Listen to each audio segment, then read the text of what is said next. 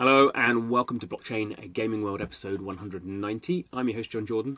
Don't forget to check out my daily email. You can find that at gamestx.substack.com. In today's episode I'm talking to John Linden, the CEO of Mythical Games. Always like talking to John. It's his third time on the show.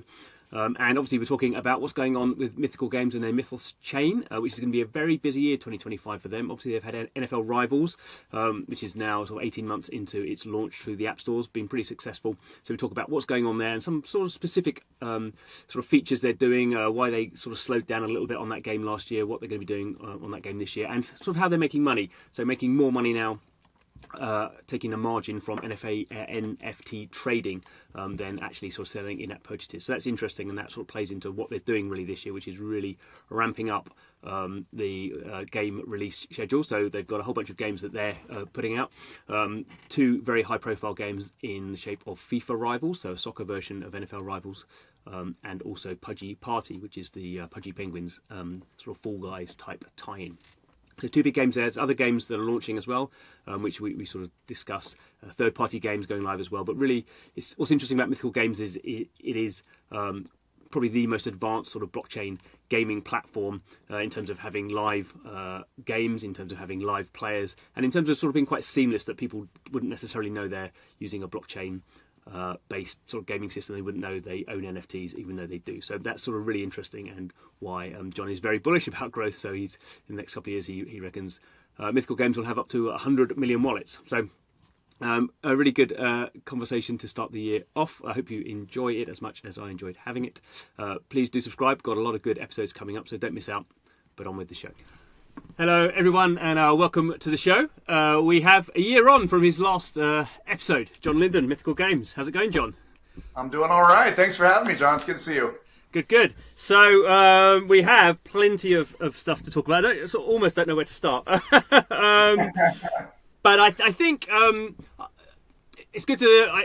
we might sort of sprawl out, but it's good, I think, to start off sort of slightly narrow. So I'll start off with your main game that's live at the moment, and I guess that will take us to other sort of things, the way you've been thinking, other things you're doing. So NFL Rivals now 18 months, I think. Is that right?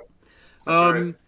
And it's a mobile game, obviously American football game, and it just sort of you've been quite quiet recently, I think, about KPIs, although we did notice that you've done $10 million, or the game has done $10 million worth of NFT trading, or at least you didn't announce that. That's on sort of open data. So that's sort of, that's a good starting point. And I think you have been open that game is now doing the revenue that you as Mythical Games make. 50% of that is selling sort of NFTs and selling in-app purchase stuff, because it's obviously through the app stores, and 50% is your take on the trading volume of those NFTs. Yep. And you were pointing out that's changed a lot. That's obviously, that started off as pretty much nothing, and now it's increased. So from that, at least from those sort of metrics, I guess you're pretty happy with the way that game is shaping up in terms of it's pretty popular. It's got it's had over 6 and probably more downloads now, millions of downloads, and you're starting to see the sort of the business proposition, which is what you started out, which is we can sell people stuff, they really like it, and we get a cut of that, and that's going to be something games have never seen before. Yep. Yeah, definitely. It's been very interesting. I think we're going to see a 1, 2, and 3 very different years in that game. So year one for us obviously was getting it out, right? That was a tough job just to get that game out, and we were very proud of that, right? We not only got the game out, with the secondary market is fully, in Apple and Google. We worked through all of that process with Apple and Google to make sure it's fully approved. So that was a big step. The year one, you saw a lot of improvements. We added things like crafting. We added the secondary, the in-game marketplace. So I'd say year one was very much fundamental, getting it out there. Yeah. Year two has been interesting for us, good and bad. I think good is we've seen good growth in that game. The biggest thing again is we've seen now, like you mentioned, the secondary revenue is now over 50%. In fact, I think it's closer to 65% now. So up from 20% year one, right? Mm-hmm. So we went from 20% secondary revenue to now 65%. So I think that's been a big thing for us. There's some challenges too, though. I think for us, just as a video game alone, right? It's not an annual title. This is not an annual title to where we just throw everything away from previous season and start over in the new season. And that's very different than like a Madden or other sports games, right? Is we're trying to have this living economy, and that's not easy to do. It's not easy to do, I think, with any game, right? And so I think that's was definitely learnings. We learned a lot. We learned, things to do and things not to do, I think, to be super honest with you. And I think now that we're kind of approaching, obviously Super Bowl and all that for year 2, we really have an enormous plan for year 3. So we're super, super pumped about year 3. I think what you're going to see kind of during the off season and going into next year, a lot more emphasis on PvP.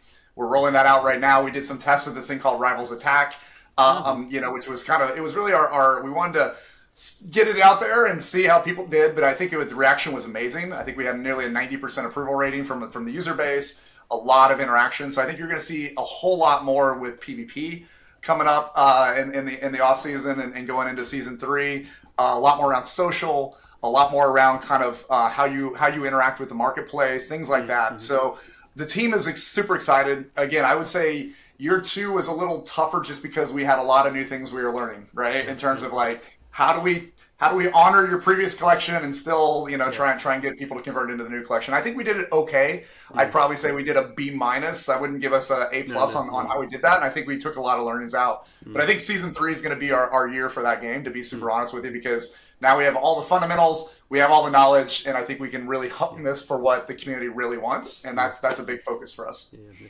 And just to sort of go back to that point, which I think is a really good one, and something is to say that all blockchain games that sort of run, particularly sports games, where you sort of have this seasonal sort of situation. In Web 2 games, you just basically wipe everything that everyone had, and then obviously in a sports game, you start the season, you resurrect everyone, all the players that have been transferred between clubs, that all get sort of put back in, and everyone sort of starts again from scratch. But obviously with blockchain, if people have bought NFTs, they own them.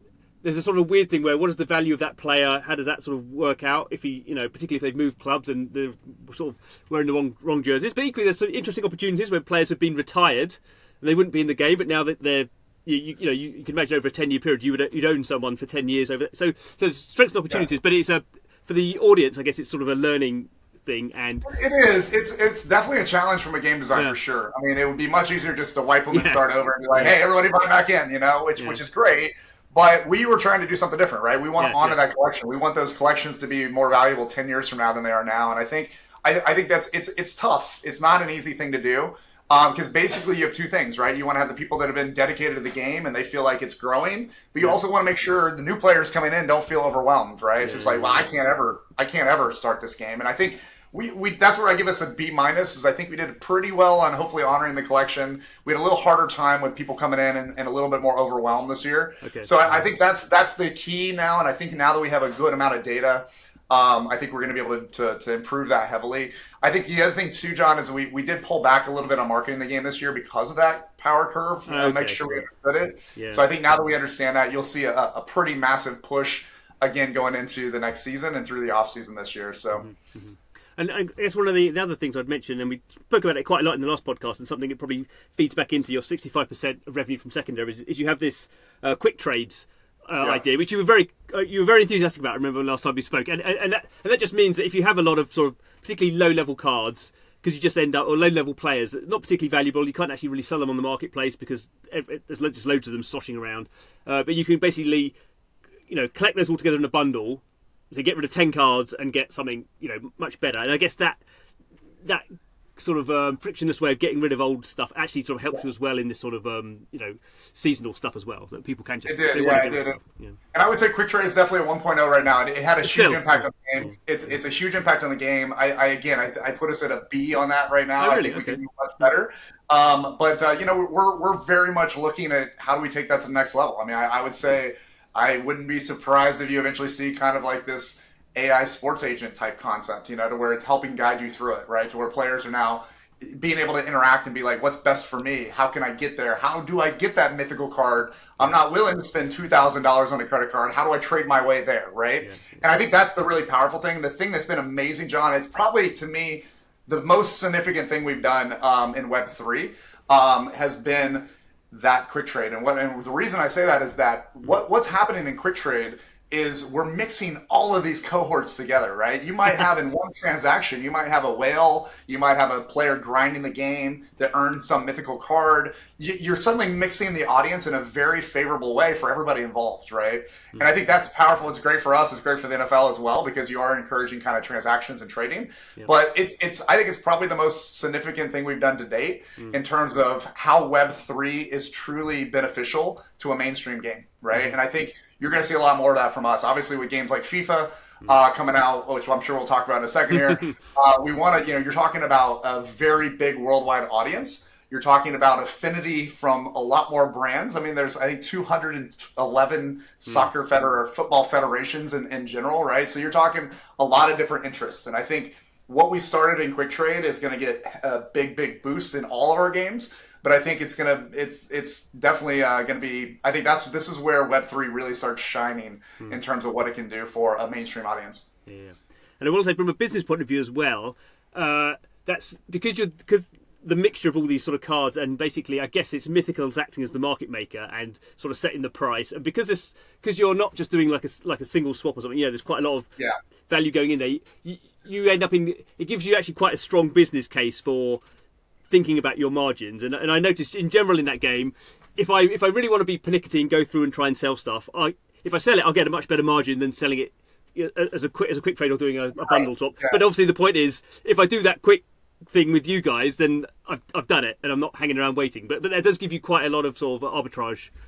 That is true, and I will. Yeah, I agree with you on that. And that's where I kind of put us at a B right now.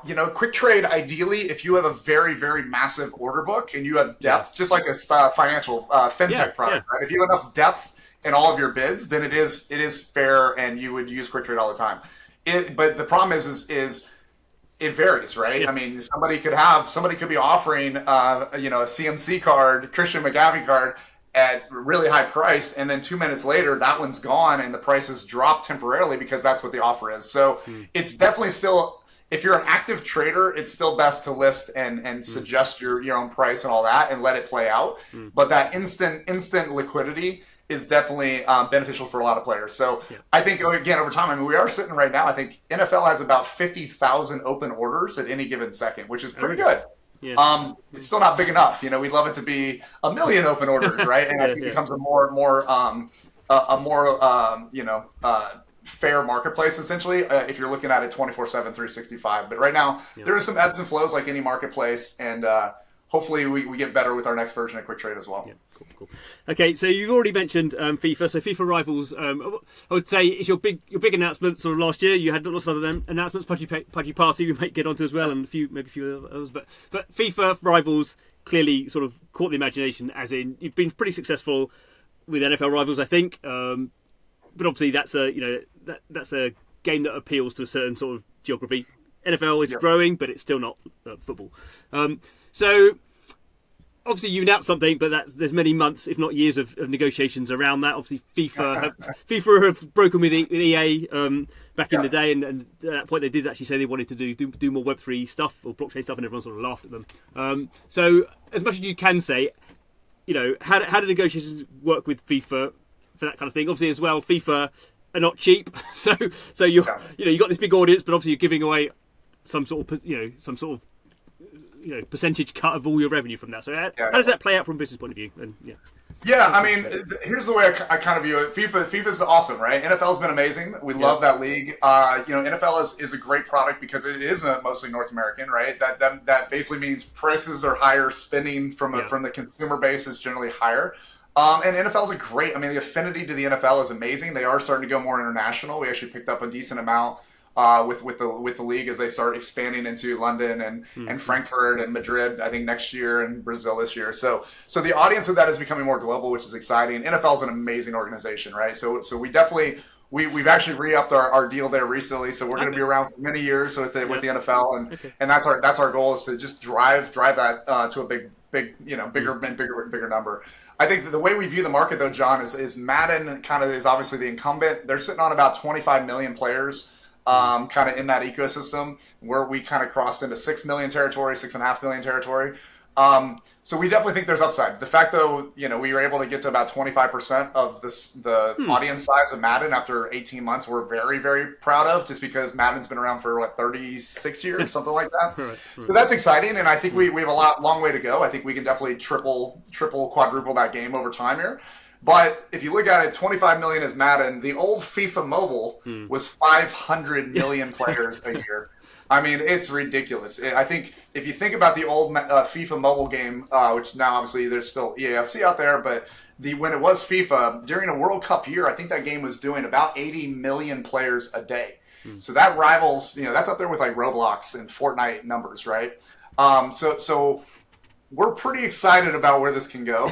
Now, the challenge is it's a global audience, right? So you have, like I said, you have affinity of a lot of different groups. As I mentioned, there's 211 football federations around the world that are part of FIFA alone. Just the federations there, not including all the leagues, all the clubs, all these different groups. You start going men's, women, all that type of stuff. So huge opportunity, and we're really excited to take this one. We've been working on this one for quite a while. I think we came in very strategically. We've had a lot of support from leagues and clubs as well. So there'll be a lot to announce soon there. We're going to be showing the gameplay very soon here as well. What I'd say on that game right now is it's a reincarnation of what we built off of NFL. So basically, we took the NFL engine, the basic part, we've redone a lot of it. So we've redone all the gameplay. Obviously, it is PvP. From your heads up PvP, right? We are playing what we're calling kind of action, kind of real-time strategy in a way. So it's a definitely different gameplay than the NFL. Different animation systems. We've retooled the entire animation system. The marketplace, all that type of stuff has been retooled for this game. So we're pretty pumped on what this can become. It's going to be very focused on kind of this esport initiative as well. And our goal of this game, and our goal, what we talked to FIFA about, is we are focused on mobile. We want this to be globally accessible. Anyone in the entire world can pick up their phone and be part of the FIFA world. And I think that's exciting. And that's the vision we're executing with FIFA. We're the only licensed game with FIFA right now. So we're it right now. And going into Club World Cup, we're the game. And now I think there'll be some additional ones down the road, but even then we're having, what I love about FIFA is they're definitely coordinating their next decade strategy. And there's a lot of synergies between the games they're looking to bring out, which is really fascinating. And I think, we're going to be a great partner in that ecosystem. So clearly for them, blockchain is sort of the thing they're looking for. Otherwise they could have just obviously, the EA thing was maybe not good from a business point of view because it was exclusive and you could make more money not being exclusive. But for them, blockchain, it seems like, is it's not something they have to sort of worry about and think, oh, it's not so good, I wish it wasn't blockchain. For them, it's a positive, as much as they can understand it. I'm not sure. Yeah, I would say, honestly, it's probably more about what we did with NFL Rivals and the kind of the vision we laid out with them over blockchain. They've had some blockchain attempts. They've done some things. I think some of them have worked, some of them have not. I think what they love is the ability to have digital ownership, though, right, in a very convenient way. So I think that message of how we did that with NFL really spoke volumes. I think, frankly, the fact that we have a higher rated game still, now 18 months later, we're still higher rated in both Google Play and iOS over the incumbent. So I think that it showed that we were able to bring kind of this new economy while being a highly rated game. And I think that's probably one of our biggest achievements with NFL is that, we people like it. They like playing it. They like the economy side of it. So I think that's really important to them. And again, I think they love. There's so many different relationships in the world of football globally that I do think that Web3 can bring a lot of that stuff together in a pretty interesting way. And I'd say right now, if you go talk to leagues or the individual clubs, we've been very fortunate. We've had, since the announcement, we've had many clubs have reached out directly and wanting to get involved. And I think the fact that they all have a Web3 initiative, they all have an esports plan for their clubs, let alone the clubs, the leagues, and FIFA all the way up. And the fact we can kind of bring all that to them potentially over the next few years. And this is a very long contract we signed with them as well. It takes us through several World Cups, which is exciting. Okay, yeah. No, it's funny, I guess, as the broader terms for football is they all pretty much have their crypto partners now. So, Man City it's OKX and they all, partly because the gambling stuff, people don't like that so much, and partly because crypto is sort of obviously been doing well over the last sort of long-term sort of couple of years. It is interesting that those sort of connections, not that it fits in directly to what you guys are doing, but there's just a general understanding of this stuff is sort of and There our has been fans are that, interested in it. Fans love it. Cryptos, I mean, they sponsor lots of leagues, lots of teams. I mean, you have everybody from Polkadot to Tezos to all these different groups are very, very. Crypto.com is very active in the space, so definitely it's open. It's opening some eyes there for sure. But I think our focus right now, John, is just put out an amazing game that has staying power. And honestly, not screw it up. I think that's the biggest thing for us is that we're kind of filling some pretty big shoes. We're not bringing out the simulation game. That's not the game we're making. No. We are making kind of this over the top animation style, arcadey style game, which is really fun, and it's looking great. So again, you'll see if you compare it to NFL, you'll see some common mechanics. You'll see I think some of the things around our brand, the Rivals brand, will kind of stay true. That oversaturated colors, kind of over the top animation styles, things like that. But it is going to be a pretty different game. And I think what's great too is the learnings we're getting in FIFA, we can now bring back into NFL as well, right? So it's a different economy, very much a new game.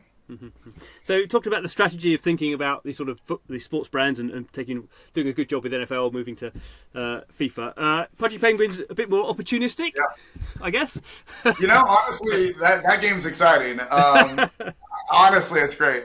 So Pudgy Penguins, we've been talking to Luca for many years as well. And they've had a couple kind of forays into gaming a little bit. And I think it was a little lackluster from what Luca wanted, right? And we started talking to him about what we were doing. He'd seen, some of the stuff we had done with Blancos and all that, and we came up with a new game. And I think, frankly, it's awesome, to be super honest with you. Like it's a great new game. It is going to be. I get this question all the time. It is going to be different than Blancos. They'll have some common kind of mechanics, I'm sure, but it is a different game, and it's very much built as a free to play mobile game, around the Pudgy IP. And I think the economy is looking great. We're doing some fun stuff with that one. So the gameplay is fantastic. We actually showed it at Art Basel in Miami in December. We showed it to, I think there's like 300 influencers played the game. They love the game, which is great. So we're trying to deliver that, what could appeal to that audience, but really I think we're trying to appeal again to the mainstream audience, right? The number of toys they're selling now per month is ridiculous. It's unbelievable the growth that's having. Obviously the Pingu community now on the coin side is really interesting. So we're looking to fill that role. I think Lucas said a few times he wants the #1 game in the world now, which is a very lofty aspiration. But you know what?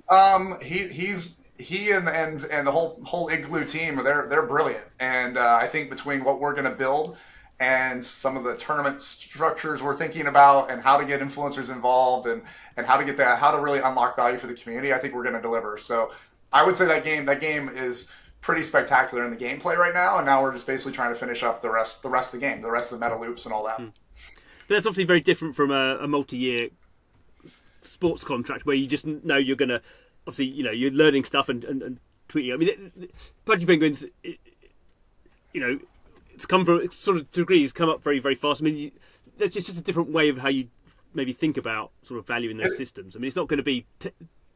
Hopefully, you think hopefully that game will be there in 10 years' time. But just the way these sort of things go, it's probably not going to be there. I would say the game.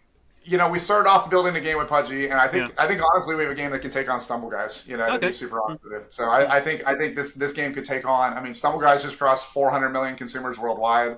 I think the game we're putting out will definitely be up there with them. So we're excited about that. And again, it's made to be mainstream, and that's really Luca's goal as well. Is he's not. He wants to support the community always. It's always about supporting that community, but it's really about expanding that community. And I think this is the game that could expand that community in a pretty remarkable way. And that's really our goal with them. So we're very much excited to see that game come out. And again, I think it's made pretty awesome progress. Yeah. And obviously, all these games are mobile games, so that you have your ongoing, maybe 18 months ago when we first talked about NFL Rivals, it was like, we have to talk to Apple and Google and we have to get them sort of comfortable around this sort of stuff. And, obviously there's still restrictions. There's probably things you would like to do that you can't do. But clearly, by Sonic's getting involved with these licenses, clearly you feel now the opportunity within going through app stores and dealing with their restrictions, but the opportunity just in terms of hundreds of millions of people is that's much bigger than the fact you can't do certain things that you would like to do. It is, and what I would put out there is I wouldn't be surprised if the Pudgy game comes out on additional platforms. Okay. I'd say right now we showed it to some of the ones that I don't think are highly represented in the blockchain space yet. Yeah. Okay. Back in kind of the PC console space, Yeah. and I think there's a lot of interest there. So no announcements yet, but I'd be very shocked if that game doesn't eventually hit beyond mobile. Okay. And it's being kind of built that way as well, so we can expand it more cross-platform. So that one will probably be the first. FIFA is going to be pretty dominant mobile. We are kind of working at how do we actually stream that? How do we have kind of a big broadcast type moment out of that, so we can play in the esports angle as well. But I think that one's going to stay mostly mobile. NFL is mostly mobile. Obviously, I think we want to head kind of more Pudgy and Blankos on kind of more cross-platform over time. Yeah. And so you mentioned there's a few other games. So you mentioned Blankos. We've mentioned that quite a lot in the past. I mean, I guess we'll leave that for the time being because they've not really said any more about it. We know it's coming. Blankos Mobile. Yeah. Nitro Nation World Tour. That's the drag racing game that's sort of coming out of soft launch. It's been there quite a while. But then you've also you noticed there's a tweet out that there's other third-party games in there. So this year you're expecting to have quite a lot of games out on the sort of the Mythos chain. So presumably those are coming from third parties. There's only so much you guys can do internally. Yeah, so honestly, Nitro is really kind of the first third-party game on our system, right? We didn't develop that game. It was made by CM Games. That's the challenge with running a platform too, is that you don't have full control over that. I know Nitro had some internal stuff they were kind of juggling. We actually helped them get some funding, so they're kind of moving quickly out of soft launch now. I think you're going to see that game greatly grow in the next few months here. So I think that game's done a great job. But again, it wasn't really up to us. It was up to another developer. So I think that's been a challenge on the platform side. But yeah, I would say our goal originally was to add 3 games to the Mythical platform, 3 quality games this year by other developers. I think we're probably going to sign 4 this month alone. So really, yeah, we're making good progress on that front. So I would say, and I think once FIFA and Pudgy and all those are out there, I think we're going to get inundated with people wanting to build on the platform because they just see the growth. And we already have 6 million wallets. I think we'll be at, I think we'll be closing in. I mean, to be real honest, I think we'll close in on 100 million wallets within 6 quarters. So it's a big task ahead, but I think we're, once you start having 100 million consumer wallets on a gaming chain that's really optimized for gaming, I think you're going to see a lot of interest in building on that chain, right? And I think that's where we're heading. And again, we have four right now that we're planning already for this year. And I think that number is going to be, we've already beat our goal, which is great. But I think that's going to be, we're not trying to be Steam. Excuse me. We're not trying to be Steam. We're not trying to have 80,000 games.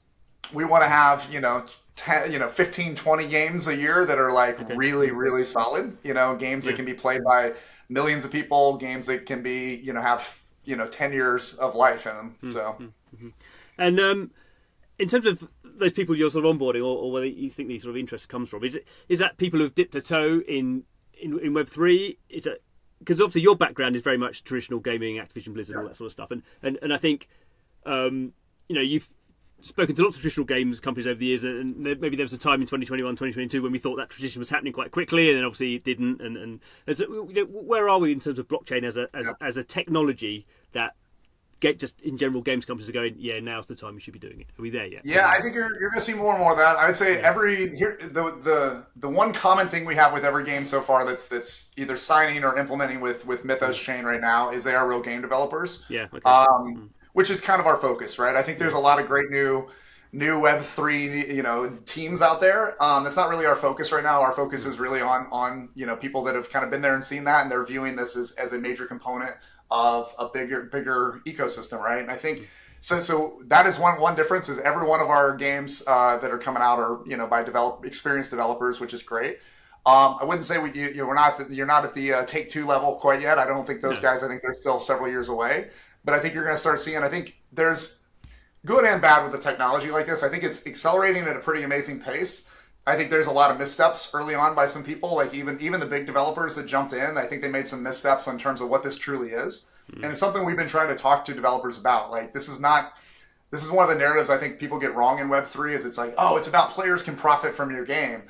I don't think it is that really, honestly. I think that's part of it. Sure, there's a cohort that definitely does that well. It's really about expressing digital identity, right? Like if I suddenly unlock a Travis Kelce mythical card and it's trading for $1,000 in the marketplace because that's what the community set the price at, you don't see everybody rush out to sell that $1,000 card, but you see a lot of people like, my collection value just went up. You're honestly, you're a great example of that. You've done a great job in terms of like collection values. And I think that parameter, John, that you've been nailing, I think that's the biggest thing that Web3 will change in Web2 is I have the freedom, but it's also my identity. It's part of my digital identity. And this is my collection value. And in fact, we're thinking about that with Mythical Marketplace a little bit more. Like, let's emphasize your collection value, right? Because that is what really matters, right? To consumers, I think, is like, hey, I'm part of this, and my identity is getting bigger. And I think obviously an open ecosystem around the value of those assets is part of that. So I think as we perfect that a little bit more, that's when the big developers will really come in. Obviously, the fact that we have 65% of our revenue coming from secondary, that's waking up a lot of people. But I think it's a combination of more revenue opportunities and, how do the players feel about it, right? How do they take this concept of collection value and what does that mean? Yeah. And I think that sort of fixes one of the sort of problems that people, okay, it's typical sort of toxic minority have had about NFTs, that it's sort of how can this ape be worth $1 million sort of. Yeah. The fact that it was, you could say morally shouldn't have been or whatever, but that's what it was. But I think when you just sort of played a game and bought some in-app purchase stuff, and then you've maybe in the case of sort of NFL Rivals, you sort of fuse some very cheap stuff together to get an NFT, and then maybe you've done a few of that, and you can just build up something, and it's maybe only worth like $30 or $100, but over time it builds up, and it's not something that is it's not worth so much money that people are just like, oh, I've got to cash it out now to. Right, because it's going to go to zero. It's just something that sort of just sits there as they play the game, and if they decide they want to, cash $100 of it out or something, then you guys are actually quite good at allowing sort of fiat cash outs in a way that other crypto games don't do. And I think you'll see more of that over time too, John. I think as assets really collections build, then we're quick trading within a game. You could probably easily see us quick trading across games, right, at some point too. And that is, to me, it's interesting. Everybody talks about interoperability, and to me, that's probably the first real step of interoperability, when you can truly just very easily be like, you know what, I do want to get into a Pudgy game, and I'm gonna trade out an NFL Rival and a Nitro Nation car and something to jumpstart the next game, right? And I think to me that is the first big step of interoperability, and I think that's happening this year, right? To where you'll start seeing a lot more of that. You're already seeing some of it already. The processes are a little tough for a mainstream audience right now, but these are the types of things we're looking at. In fact, you'll see probably another product offering coming fairly soon, a little bit more on the social side. It's something we've been thinking about for a long time in terms of how do you interact with the community? How do you interact with the marketplace and your wallet and communication and all that with my team and all that. So I think we're thinking through that now, and it's beautiful that we're in this spot in the industry now that a lot of the fundamental pieces are working. Now it's how do we make this a better and better experience, right? How do you communicate this? How do you build the squad? I wish every gamer was like you. Honestly, you do an amazing job of like analyzing this, but I think we got to kind of take what you do naturally and make it very obvious for everybody, right? And I think once you hit that, that's when this whole thing takes off. And I said, what you do with some of the analysis on our stuff just blows my mind, and I think. As people really figure that out on their own, that's when you've shifted. People talk about when mainstream. To me, that's when it's mainstream, right? When they truly understand, kind of like, holy cow, this is different. This is not what I had before. And when they start figuring out, some of the nuances of it, I think that's when it gets mainstream. Yeah, because I think it's even the case now that someone could sell an NFT in NFL Rivals and then cash that out to Uphold, which is your provider, and then at Uphold, I think have a fiat card. Then you could literally within, I don't know how, it wouldn't be hours. It would just you'd sell something on the marketplace, you'd cash that out, and then you'd have that available on a fiat debit card to go and spend. You can do that right now. That's exactly right. It's now just taking. That's what I'm saying. The fundamentals are there. Let's make that experience super straightforward. Just like, cool. I'm coming in this game. What do I have? What do I have in my inventory? Oh, these I'm not really using right now, and there's value. People want those assets, so I'm gonna change that out for something else, right? And I think that's when it starts getting really, really fun. And you're right. You could that's why from the fundamental level, it's all there now. It's just how you present that, how you make it easy for people. That's where we're heading, and that's where we need to all go. Mm-hmm. You have mentioned it already, and I'm very into it. So I'm going to ask you a question. The question that you've probably got nothing to announce on it, but had AI agents, in a way, seem to be something that fix a lot of these UX problems. Now, some people sort of go quite extreme and think they're going to sort of we won't need blockchain wallets anymore. But you can imagine the thought experiment. it's not impossible to think an AI agent on the mythical market that basically says, this one, these assets are going up in price, so maybe think about selling those. And you brought that up already at the start, and I didn't want to go into it then because we get sidetracked. But yeah, no, that's great. It's something we're definitely thinking about. And I think some of the AI agent stuff out there is kind of is very academic right now, I'd say, still, but and obviously it's a hyped up thing, but it's hyped up for a reason, right? And I think it does help out you. And I think again, I don't. There's people out there talking about things like, oh, I'm just going to have my AI play the game. I'd say we're not as interested in that personally. Games are meant to be played. But I do think that AI technology and AI agents can help you understand what you have and can help you get better. I mean, you could imagine a sports agent in these games that is like, hey, yeah, you want Ronaldo, but here's what you're going to have to do to get there, right? And I think that's important. I think AI guiding is, I think, more important than AI playing for you, right? So a lot of people are on this AI playing for you. I think that's going to be a niche that's going to fall off. But I think AI guiding you is going to be huge. And I think even in mainstream gaming, right? NVIDIA's announcement a couple weeks ago with PUBG Ally, as an example, where you actually it's like having a player with you all the time that understands you and can. That to me is the biggest use of AI in games, because again, if it just plays for you, then it's no longer a game. There'll be certain aspects of that, but to me, the fun of a game is the game itself, right? Having that moment of escaping reality. And if you take that away and somebody's doing it for you, then to me, it's not really a game anymore. So, but I do think on the marketplace side, yes, those things are amazing. They can go very deep. So obviously, we're definitely thinking about it. We have some things in the works right now in terms of, I'd say guiding you. What's my collection? How do I get a better collection?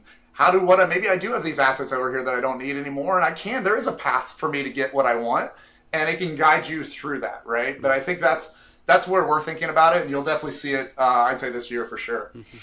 So at one point, the AI agents trading, you like that because more trading volume is more Sure. more revenue share for you. But the other thing I think, as you say that, is if AI comes away and takes all our jobs, all we'll have left is games, because we won't have any jobs. So we want games where we can earn. We want money. Games, exactly. Let's not take that away too, right? That's where we're going to end up. Exactly. Cool. Exactly. Thank you, John, for your time. That was really good. We zoomed through a lot of stuff there, problem. but it's really exciting to hear what's going on. I think particularly having played a lot of NFL Rivals, but not really being an American football fan as much as I've tried to learn. FIFA Rivals is much more down I got a game for you coming up, John. So okay. We'll take that awesome. one off there. Thanks for having me, though, for sure. Cool. Thanks, John, for your time, and thanks to you guys for watching, listening. Every episode, we're talking to people who are building out this great new way of playing games and messing around with technology and community, all this sort of great stuff. So do subscribe, don't miss out, and we'll see you next time.